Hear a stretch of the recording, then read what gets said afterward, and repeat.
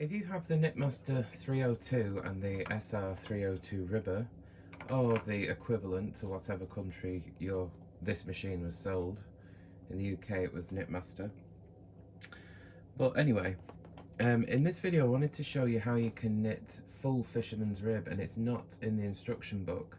They only tell you how to do English rib, which is tucking on the ribber only, and full fisherman's rib is tucking alternately on both beds. So whenever the ribber is tucking, the main bed is knitting, and whenever the main bed is tucking, the ribber is knitting. So you can do that on this machine, and I'm going to show you how we do that. If you were just knitting English rib, you would have on the only settings you would have changed. Everything would be plain on the main bed, and on the ribber you would have one of the levers at the dash and one at the C position. And similar with the full fisherman's rib, but we'll change some settings on the main machine as well. So if you just wanted English rib, this is how you would have the machine set. Everything plain on the main carriage, one lever on C on the ribber and the other one on the dash, depending which side you were starting on. So for full fisherman's rib, again, I'm going to have, because I'm on the right here, I'm going to have my my leading lever on the left here on the dash and the right hand one at C. My tension I'm going to have at 6, and I'm going to have it on 6 on the main bed as well. You'll have to experiment a little bit with tension sizes on this machine. Now for the main bed, I'll change the camera angle so you can see a bit better, and I'll show you what we're going to do with that. Because I'm starting on the right here, I'm going to have my number 1 button pushed down, and on the right I'm going to have my number 2 button pressed down. So what this will do is, when we move to the right, needles will be selected into D position, and as it knits across, they'll be brought back to C position because of the number 2 buttons pressed. And the only other change we need to do is put the leading side lever back, but just for continuity or consistency, whatever, you can put them both back. And on the pattern panel, we're going to set the right hand knob to 1, so this is every alternate needle. And just look at the positioning of the pattern. The needle that will be selected according to the red scale here will be to the right of 0, and that is where we want to be.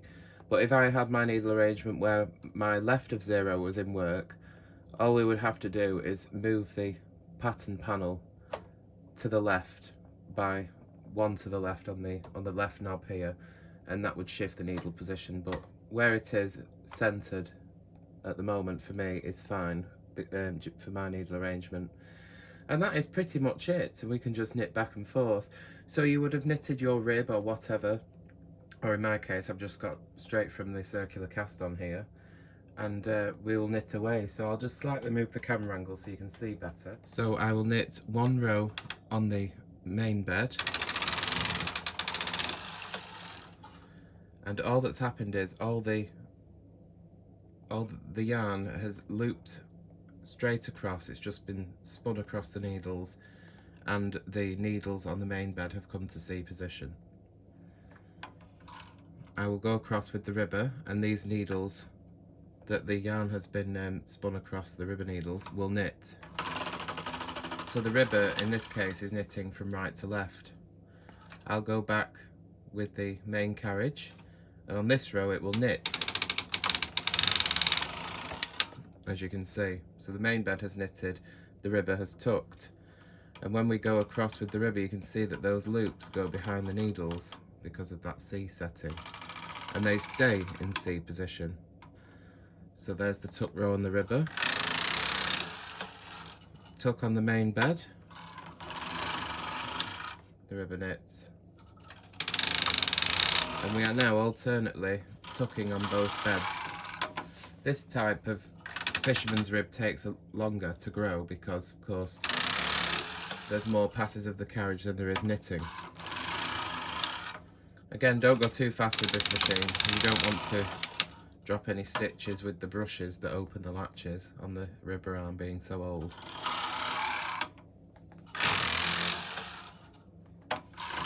and we will get full fisherman's rib. I'll compare it to a sample of English rib and 1x1 rib so you can see the difference. But that's all there is to it. You don't have to change any more settings after you've set the machine up. Just continue to knit the full fisherman's rib. Very interesting. Don't worry about the latches on the main bed. It's the ribber ones, sometimes the ribber arm has trouble opening.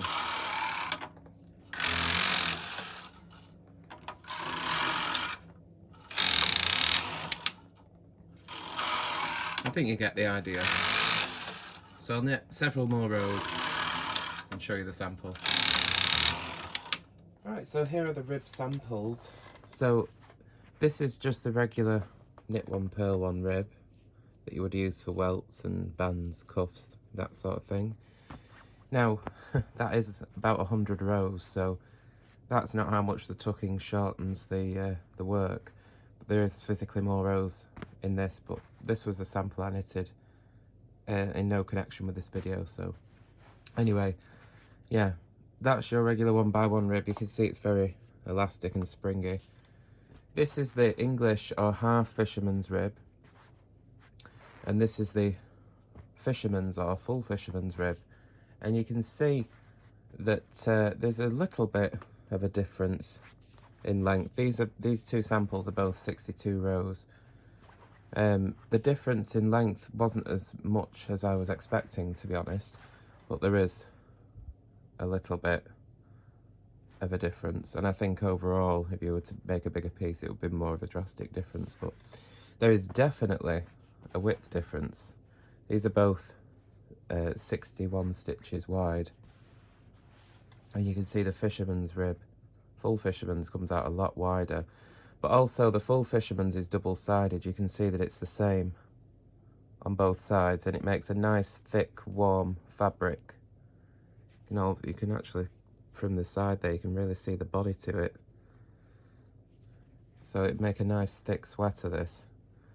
But the English rib does have a nice sort of bubbled stitch look, and it's the knits and purls are closer together. You can see them further apart on this full fisherman sample because it's got the tucking on both beds, so it spreads out the stitches a bit, which is why it comes out wider. But you can see the English rib, which is just tucked on the ribber only. It only has the a single side, it's not double-sided, so the right side is very drastically different to the wrong side. But they're both nice ribs, and they make a nice warm sweater, and it's really up to you which one you want to use. But the main point of this video is if you have the 302 and the ribber, then full fisherman's rib is possible, though it's not described in the manual. And it also enables you to knit larger sizes if need be, because of the width that it creates. So there you go, full fisherman's rib on the Knitmaster 302.